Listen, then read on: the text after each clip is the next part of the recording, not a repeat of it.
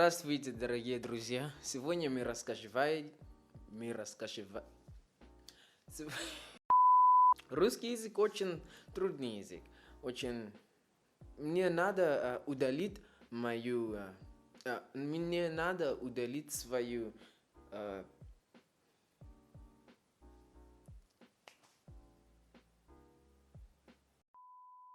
I don't even know the word, man. What I'm trying to say is a new language is like a new idea. It's actually like a new pattern of thinking because the way they express words, the way they express emotions is different. It's wrapped around within the language, the grammar, the intonation, the communication. So when you're learning a new language, it's very important to get rid of that old ideology. Not really. It's important to get rid of that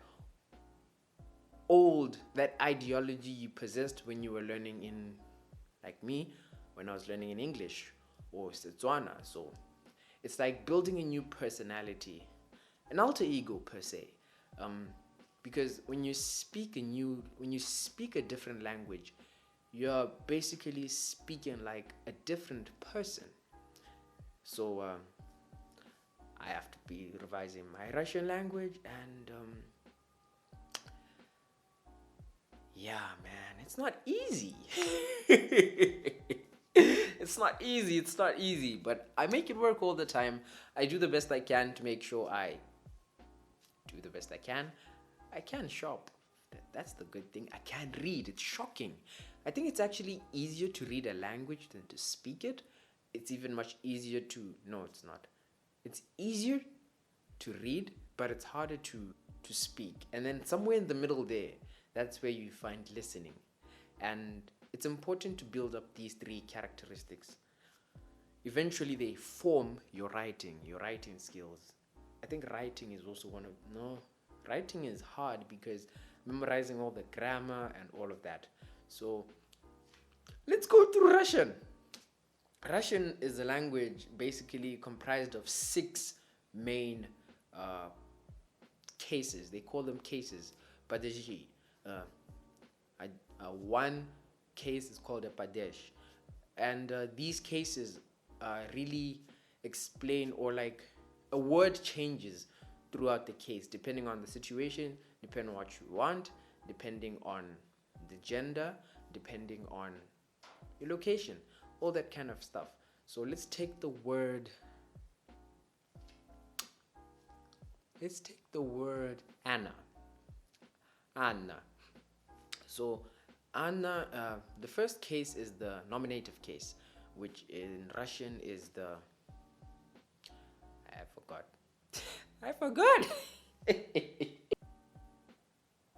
Да. Именительный падеж. Именительный падеж. Nominative case. So Anna in the first case, which is именительный падеж, remains as Anna. And second case is the... This is not working out, man. I have to study. I'll be back after I study this. We interrupt our program to bring you this important message. You know, I put a chart here, but like basically every word changes according to its case, and every adjective also changes according to its case. Every personal pronoun changes according to the case, and every word has a let me not say gender.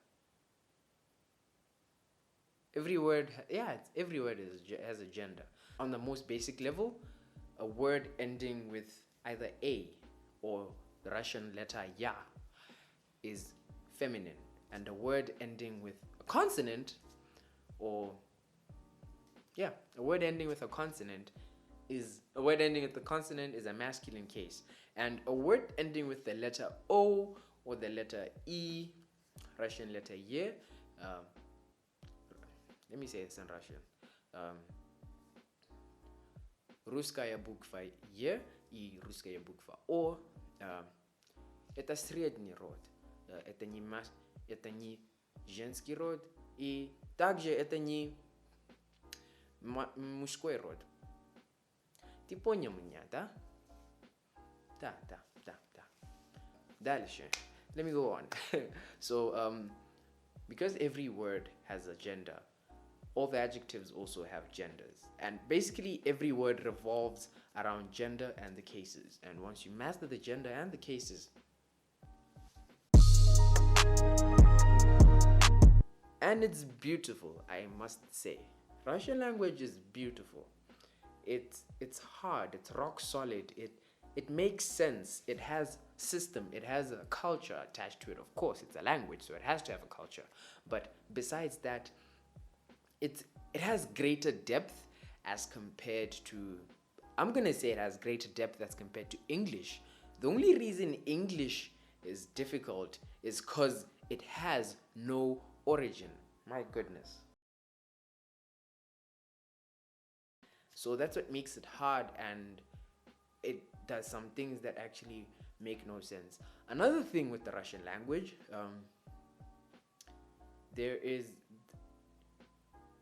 the letters, the pronunciation is quite straightforward.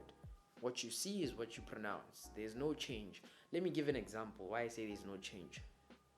We have the word no, and we have the word no.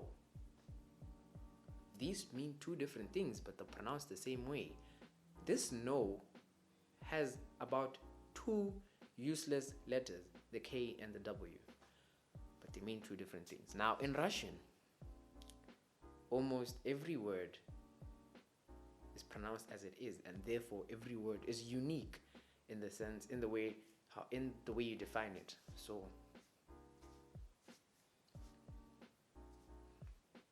I mean, it's nothing. You're not gonna struggle with like pronouncing words. Okay, of course the big words, because you're still learning the language.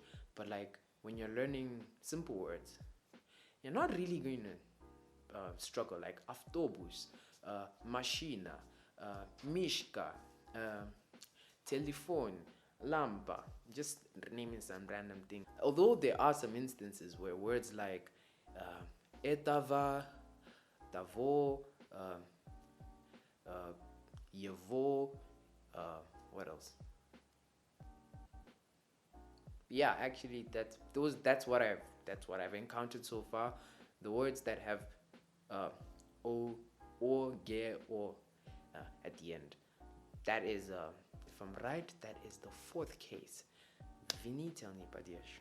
I hope so, because if I'm wrong, I really have to revise my Russian. But Russian it's basically, it's like a math equation that you just have to keep on jumbling in order to get the right solution. You have the solution, what you want to say, and now you have to build up the words that in the right order. So my battery's low. I'll see you on the next one. I didn't plan to shoot this. I just saw my camera and I was like, you know what? Let's shoot. Have a great time. Look after yourself. Stay in quarantine. Stay safe. Wash your hands. I feel we've overemphasized this. It's now like everyday life. I'm rooting for you out there. If you need any help, just be sure to hit me up down below. I'll be there to offer the best help I can. I'll see you in the next one. Soul Engineer out.